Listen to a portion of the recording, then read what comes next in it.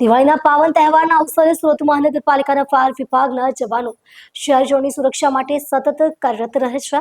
આ સંદર્ભે મોડી રાત્રે સુરત શહેરના મેયર શ્રી દક્ષેશભાઈ માવાણીએ સુરત મહાનગરપાલિકાના ફાયર કંટ્રોલ રૂમની અચાનક મુલાકાત લઈ વિભાગની તૈયારીઓની સમીક્ષા કરી હતી। મેયરશ્રીએ તેમના સંદેશમાં ભાર મૂકીને કહ્યું કે સુરક્ષા આપણા સૌની સંયુક્ત જવાબદારી છે।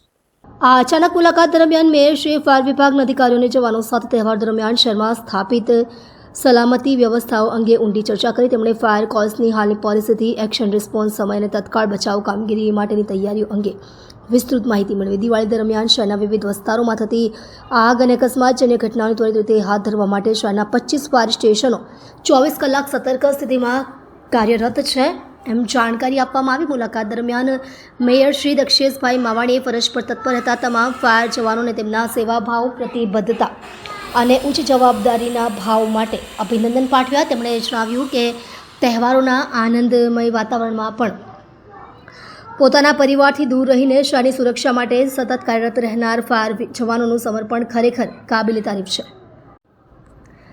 સુરતવાસીઓ તેમની સુરક્ષા માટે નિર્ભયતાપૂર્વક તહેવાર ઉજવી શકે તે માટે ફાયર વિભાગનું યોગદાન અત્યંત મહત્વપૂર્ણ છે।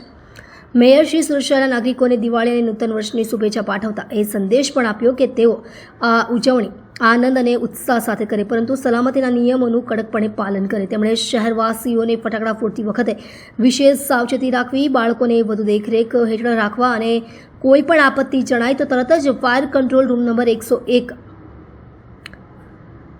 અથવા 0261242522 પર સંપર્ક કરવાની અપીલ કરી। મેયરશ્રીએ તેમના સંદેશમાં ભાર મૂકીને કહ્યું કે સુરક્ષા આપણા સૌની સંયુક્ત જવાબદારી છે।